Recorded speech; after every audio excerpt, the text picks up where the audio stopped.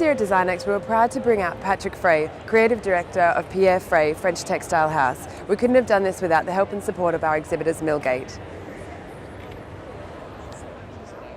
We always wanted to export, my dad first and me after. Look, naturally, the first step was Europe and all over Europe. After that, it was America.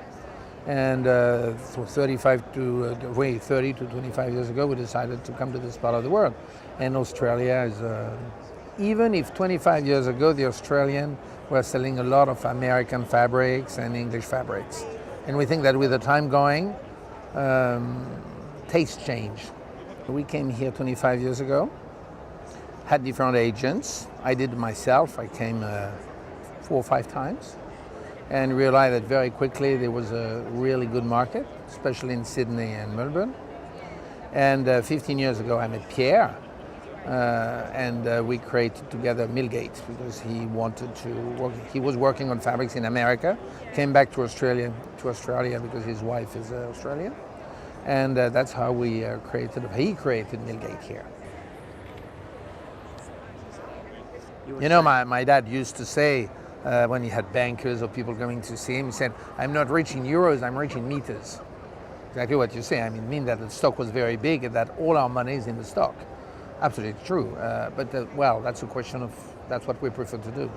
If we want to export, if we want to be there, we need to have a big collection. Look, after that, it's up to us to know what kind of stock we have and how we run it. And how we carry it. You see, and we are quite well organized. Donc when we see that the sales are not what we expect, we don't keep the design or we don't keep the plane. But I think one, it's very important to have stock.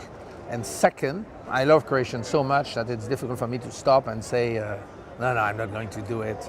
Naturally, we have a budget and naturally we try to. But your remark is absolutely true. We have a very big line. First, fashion and decoration have nothing to do together. Fashion, every 6 months, you change, and it can be shoes, trousers, dress. Well, every 6 months they go up and down, and they're black to green. But we're not in the same world at all. In decoration, you keep, the general statistics say that you keep your room more or less 10 to 15 years. Donc that's a global statistic, but it means that it does not work the same way at all. In fashion, it's a kind of impulse. You take your credit card and you buy a t-shirt and because you want it. But in decoration, you're going to think about it. You're going to share that with the people you're living with. You're going to talk to your friends, to your children, to your wife, to your husband. Say, what do you do? What do we change the sofa? Do we keep the sofa? I want it modern, classic, etc.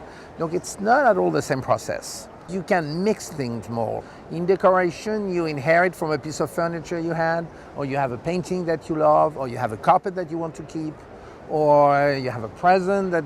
No, you always have to combine things to be sure. Not when you are very young, because you go to IKEA and you build something totally new. You escape from your parents' generation and you build.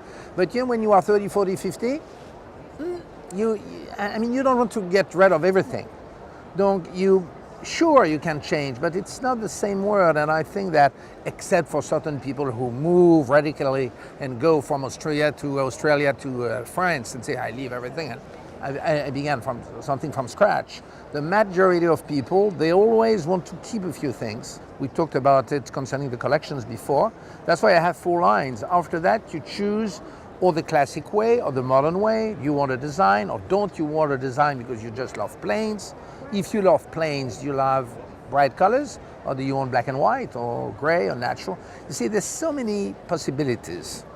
Look, I think decoration is not, it's exactly the opposite of fashion business. Fashion is doing this, decoration is doing that.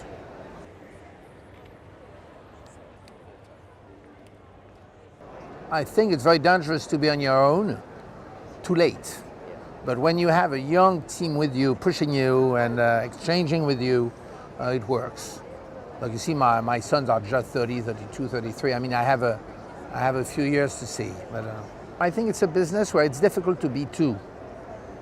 And I took over, and my dad was strong enough after 2 or 3 years working with him to say, now I stop, you're going to be the boss. And even if I'm alive, I want you in the boss in terms of creation. And I think he was right. Donc for the moment, I must say that I did not do the same thing. I'm not sure yet. Honestly, I don't know. Two of them would love to do it. I will see. First, I have such a fun doing it. But it's difficult because I don't want to do it too late. Look, I have to find them. Let's say that I'm thinking very strongly about it for the moment.